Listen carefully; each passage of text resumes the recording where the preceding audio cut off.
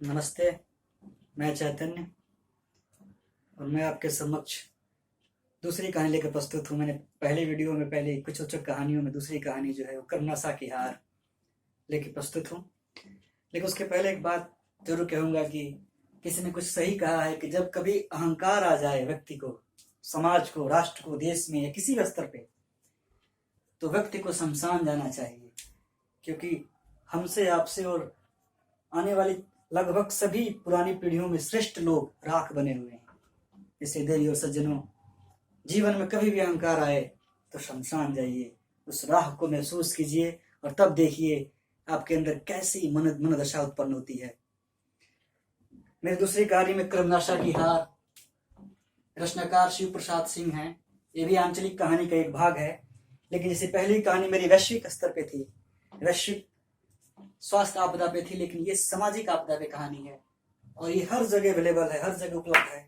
अगर आप चाहें तो इसको पढ़ सकते हैं, किसी भी तरीके से आपको ये उपलब्ध हो जाएगी गूगल पे, हर जगह।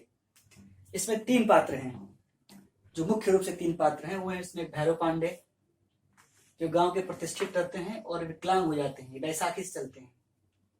भैरव पांडे बैसाखी का उपयोग करते हैं। इनका छोटा भाई अभिजीत, इनको इन्होंने पाला है। इनके माता पिता का बचपन में देहांत हो जाता है, तो अभिजीत को वो लौट की तरह पालते हैं। तीसरा कैरेक्टर इसमें है फुलमत, एक विधवा जिसकी शादी तो हुई होती है लेकिन उसका पति का देहांत हो जाता है और उस गांव में रहती है वो। इन लोगों की उम्र लगभग बराबर है, फुलमत और इनकी जो उम्र है वो लगभग समान है। फुलमत के पिता हैं, वो भी एक छोटे से पात्र में है, लेकिन ये कहानी यहाँ से प्रारंभ होती है। कहानी का प्रारंभ होता है, एक बूढ़ी काकी हैं,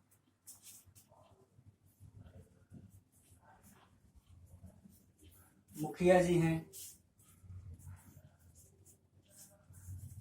और मुखिया जी की लड़की की शादी का जो प्रसंग इसमें है, मुखिया जी की लड़की की शादी,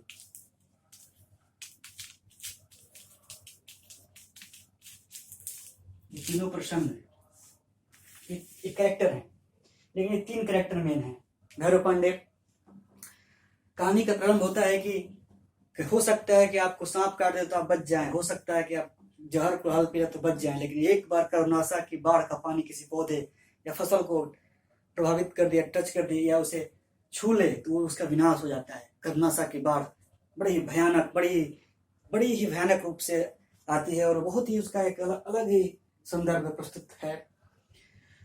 तो सभी लोग चिंतित हैं कि अरे बाप रे बाप क्या हो गया। तो गांव में एक प्रथा चल रही थी कि बलि देना पड़ेगा, बिना बलि का जो है कर्मनाशा शांत नहीं होगी। सामाजिक उथल पुथल भी मची हुई है कुछ लेकर के, कि उसमें बूढ़ी काकी कहती है कि ये तो होना ही था, क्योंकि फुलमत जो विधवा है उसने विधवा होते हुए एक बच्चे को जन्म दिया है।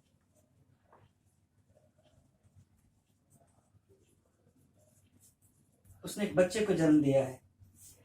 पूरे गांव में यही कहानी चल रही है। मुखिया जी पूरा गांव को इकट्ठा किए हुए हैं कि उधर कर्मनाशा की बाढ़ प्रलय मचाई हुई है। सभी लोग कह रहे हैं कि ये इसलिए हुआ है क्योंकि फुलमत जो विधवा है इसने बच्चे को जन्म दिया है। फिर कहानी फ्लैशबैक जाती है। भैरव पांडे गांव के बहुत प्रतिष्ठित आदमी रहते हैं।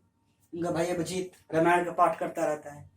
फुलमत भैरव पांडे घर में साफ सफाई करने, काम करने जाती रहती है या कभी रामायण सुनने चली जाती है। इन दोनों के बीच आकर्षण हो जाता है, क्योंकि उम्र समान होने की वजह से दोनों में आकर्षण उत्पन्न हो जाता है। इन आकर्षण के बाद फुलमत के मना करने पे भी अभिजीत नहीं मानता। वो उसके सौंदर्य से आकर्षित हो जाता है और उनके बीच संबंध बन जाता है। उस दिन जिस दिन मुखिया जी की लड़की की शादी रहती है गांव में, सभी लोग मुखिया जी की लड़की गांव की शादी देख रहे होते हैं और ये लोग एकांत पा करके अपने को स्थापित करते हैं। उसके बाद जब ये बात भैरव पांडे को पता चलती है तो बहुत गुस्साते हैं, बहुत क्रोधित होते हैं कि तुम्हें खानदान का कलंक हो, पूरी तरह से तुमने नाक मिट्टी में मिला दिया, तुमने इस तरीके से कैसे कर सकते हो तुम कुलदीप। जाकर फुलमत के माता को भी बहुत डांटते हैं, बहुत बात करते हैं, लेकिन फुलमत चुपचाप शर्मीली सी खड़ी रहती है, कुछ नहीं कहती। और बड़ा ही बेहतर प्रसंग है इसमें। ये जब बात सामने आता है कि फुलमत माँ बनने वाली है, अभिजीत भाग जाता है गांव छोड़कर और पूरा का पूरा दायित्व भैरव पांडे पे आ जाता है। और कहानी का ये मूल तत्व है कि भैरव पांडे जानते हैं कि जो फुलमत ने बच्चा जन्म दिया है वो किसका है, वो अभिजीत का है, जो इनका भाई है।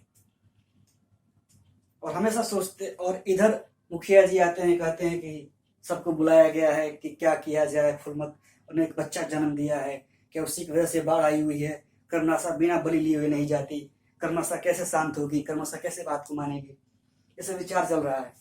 भैरव पांडे उधर बैसाखी लेके चलते हैं नदी के तट पे। सुन रास्ते में बहुत लोग बताते हैं कि फुलमतिया ने बच्चा जन्म दिया है, फुलमतिया को, उसके बच्चे को, यानी फुलमत को फुलमतिया कहा जाता है उसमें सामान्य से हिंदी के शब्दावलियों में। फुलमत और फुलमत के बच्चे को लोग फेंकने वाले हैं नदी में कि इसी से कर्मनाशा की जो त्राही मचाने की स्थिति है खत्म हो जाएगी। भैरव पांडे पहुंचते हैं बैसाखी लेकर के, उनके मन में उनका द्वंद्व पैदा होता है।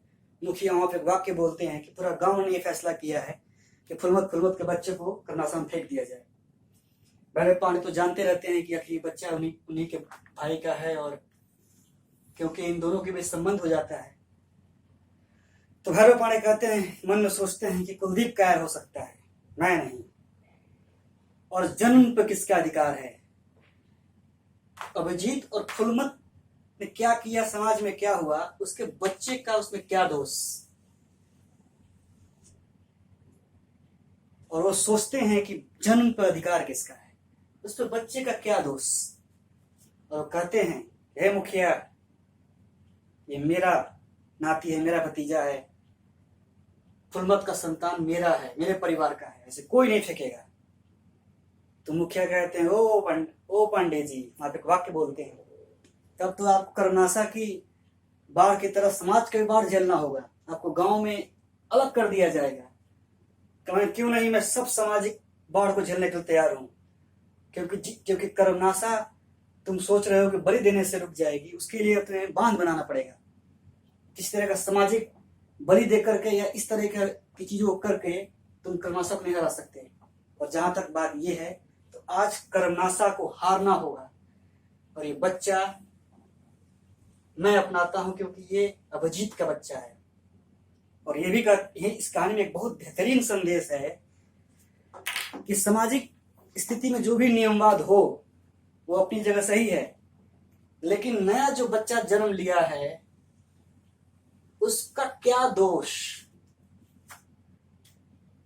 तो जिस देवी और सज्जनों ये कहानी आपको पढ़ेंगे तो बहुत ही मार्मिक चित्रण के साथ है, इसको पढ़िए, आपको बहुत ही सुकून मिलेगा इसको पढ़ने के बाद। लेकिन इसके पढ़ने के बाद ये ध्यान दीजिए कि समाज में जो कुरीतियां हैं, जिस तरह के सामाजिक रीति रिवाजों के तहत कुछ कुरीतियां बना दी गई हैं कुछ व्यक्तिगत लाभांश के लिए, उन पे नियंत्रण हो, और जन्म पे किसी का अधिकार नहीं है, और जीवन से श्रेष्ठ कुछ भी नहीं है।